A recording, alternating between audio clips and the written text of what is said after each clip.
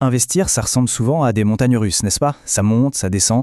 Eh bien aujourd'hui, on va voir comment transformer ces secousses, cette fameuse volatilité, en un véritable allié pour faire grandir son patrimoine. Pour commencer, il y a cette phrase de l'investisseur Howard Marks qui est juste parfaite. Elle nous dit que les hauts et les bas, ce n'est pas un défaut du marché. Non, c'est carrément le carburant de la performance sur le long terme. C'est une idée super puissante qui change complètement la façon de voir les choses. Allez, voilà le programme, on va y aller en 5 temps. D'abord, on va parler du prix de la croissance. Ensuite, on verra les deux outils essentiels, le temps et le risque. Après, un petit tour du côté de l'histoire pour voir ce qu'elle nous apprend, puis on passera du projet à la stratégie concrète, et on finira avec quelques règles d'or. L'idée, c'est de passer de l'inquiétude à une vraie confiance dans sa stratégie. Bon, c'est parti pour le premier point. On va essayer de comprendre ensemble pourquoi la volatilité finalement n'est pas l'ennemi qu'on croit. La grande question, c'est bien ça. Comment fait-on pour accepter ces fluctuations sans paniquer à la première baisse? Eh bien, la réponse, elle est assez simple au fond. Il faut être bien équipé, avoir les bons outils. Et justement, ces fameux outils, quels sont-ils? Il y en a deux principaux, l'horizon de temps et la tolérance au risque. Ce sont vraiment les deux piliers sur lesquels tout repose. Alors, on va décortiquer ça ensemble. Voilà, l'horizon de temps d'un côté, la tolérance au risque de l'autre. Il faut vraiment voir ça comme un duo inséparable. Si l'un des deux manque, la stratégie est bancale, elle est incomplète.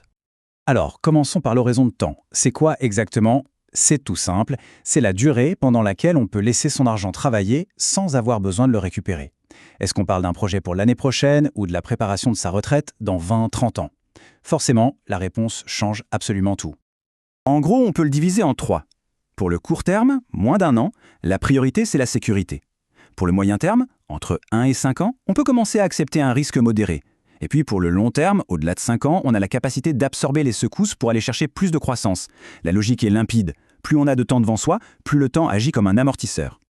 Le deuxième outil, c'est la tolérance au risque. Et là, c'est beaucoup plus personnel, plus psychologique. C'est la capacité à garder son sang-froid quand les marchés tanguent. Est-ce qu'une baisse de 10% de son portefeuille donne des sueurs froides au point de vouloir tout vendre? Ou est-ce qu'on arrive à se dire que ça fait partie du jeu? C'est ça, la tolérance au risque. Toute cette philosophie, elle repose sur deux idées de base, deux hypothèses assez solides. La première, sur le long terme, les marchés financiers ont historiquement une tendance haussière. Et la deuxième, après chaque chute, le marché finit toujours par remonter. Toujours. La seule chose qu'on ne sait jamais, c'est quand. Et c'est là que le changement de mentalité est radical.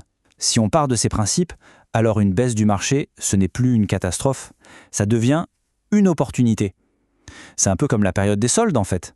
C'est le moment où on peut acheter des actifs de qualité, mais à un prix plus intéressant.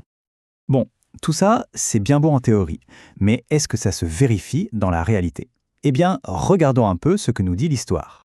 Il y a une étude de State Street qui est super intéressante là-dessus. Ils ont analysé 25 grosses corrections du S&P 500, le grand indice américain, et ce depuis 1920, donc on a du recul. Et alors les résultats, ils sont assez parlants. Imaginez, le marché vient de chuter. 3 mois après le point le plus bas, en moyenne, il avait déjà repris 2,8%. On attend encore un peu. 6 mois après la chute, ce même marché affichait une performance moyenne de plus 5,4%. Ça commence à devenir intéressant. Au bout d'1 an, on est à plus 5,2% en moyenne. La patience continue de payer, même s'il y a des fluctuations entre-temps, évidemment. Mais le vrai chiffre clé, c'est celui-ci. 2 ans après. 2 ans après le creux, la performance moyenne atteint plus 14%. 14%. Là, on a non seulement effacé la baisse, mais on a généré un gain très substantiel. Ce que cette étude démontre de manière éclatante, c'est ce qu'on appelle le principe de réversion. C'est-à-dire que les marchés ont tendance à revenir à leur tendance de fond après une secousse. Les corrections, ce sont des épisodes, pas une fin en soi. C'est une vraie leçon de patience.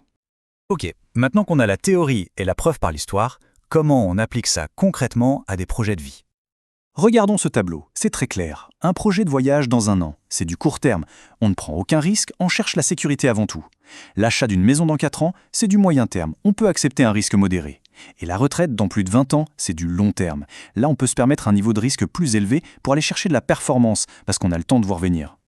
Allez, pour conclure, résumons tout ça en quelques règles d'or. Les points vraiment importants à retenir.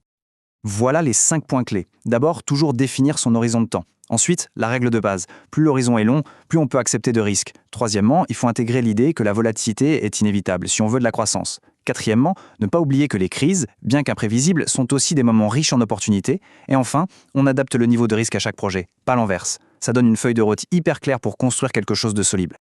Et donc, tout ça nous ramène à la question de départ, mais pour soi-même cette fois. La question qui transforme toute cette théorie en un plan d'action personnel. Quel est mon horizon ?